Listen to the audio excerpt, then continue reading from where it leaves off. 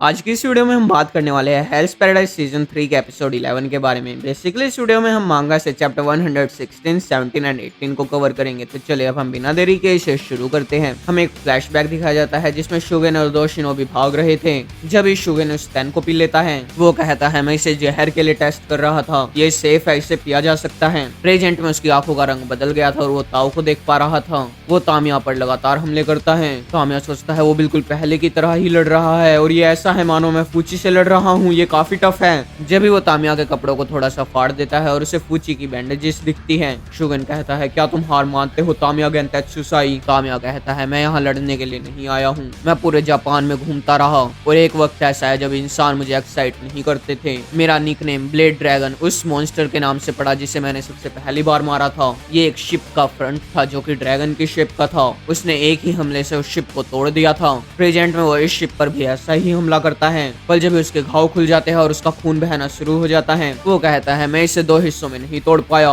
क्यों ना मैं एक और बार हमला करूं। पर जब भी वहाँ पर रायन आ जाती है, ये तुमने क्या किया इंसान? रायन कहती है इस शिप के ऊपर ताऊ है, तुम इसे इतनी आसानी से नहीं तोड़ सकते। तामिया कहता है तुम्हें स्लो करने के लिए मुझे जितना करना था उतना मैंने कर लिया, अब मेरा काम खत्म हो गया, मैं नीचे उतर रहा हूँ। पर तुम चिंता मत करो, जो अगला आदमी आएगा वो तुम्हें तबाह कर देगा और वो मुझसे ज्यादा स्ट्रॉन्ग है, उसके लिए तैयार रहना। गाबीमारू और बाकियों की शिप उन तक पहुंच चुकी थी।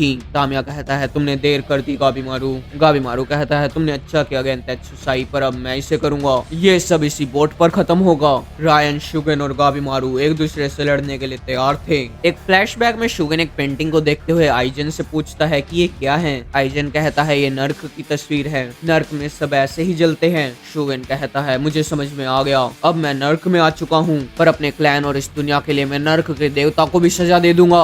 गाबीमारू कहता है नर्क मुझे उसकी आदत है। वो तीनों अपना हमला शुरू करते हैं। रायन ने गाबीमारू के एक अटैक को ब्लॉक कर दिया था। रायन कहती है जान लो इंसान, मैं इस शिप पर और इसके कार्गो पर और नुकसान नहीं होने दूंगी, तुम जैसों के लिए मैं किसी भी टेक्निक का इस्तेमाल नहीं करूंगी। पर शुगन उसके सभी अटैक को डोज कर देता है।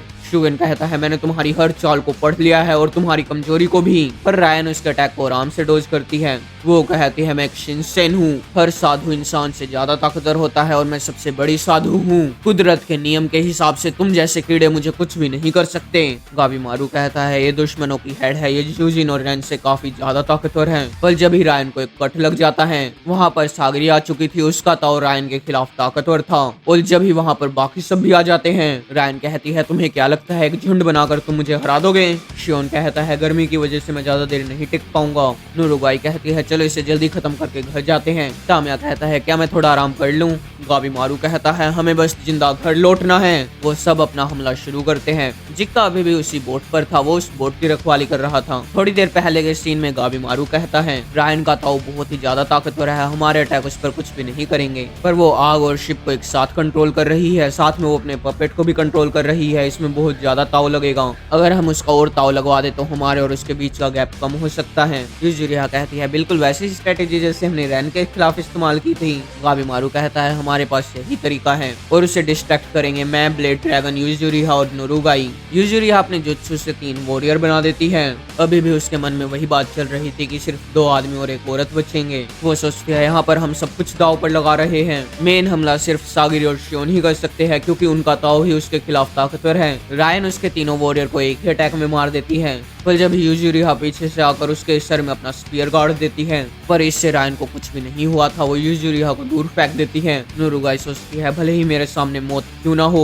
वो उसके ऊपर बहुत ही फास्ट बहुत सारे हमले करती है, पर रायन रीजनरेट करते हुए उसे पकड़ लेती है। जब ही तामिया आकर उसका हाथ ही काट देता है, फिर गाबीमारू और तामिया एक साथ हमला करते हैं। उन्होंने रायन को काट दिया था और उसे जला भी दिया था। गाबीमारू कहता है अब शियोन और सागिरी पूरे फोकस्ड थे, वो एक साथ उसके टेंडन पर हमला करते हैं। रायन कहती है क्या ये तुम्हारी ताकत की हद है? सागिरी सोचती है कल को जीने के लिए शायद आज हम गधों की तरह मर जाएं। जो मरने के लिए तैयार नहीं है वो कभी भी अपने गोल्स को पूरा नहीं कर पाएंगे। पर रायन एक ही पल में पूरी रीजनरेट हो चुकी थी। वो सागिरी और शियोन के पीछे पहुंच चुकी थी। उसने इतनी फास्ट हमला किया था कि कोई देख भी नहीं पाया। सागिरी के अलावा अब सब नीचे गिर चुके थे।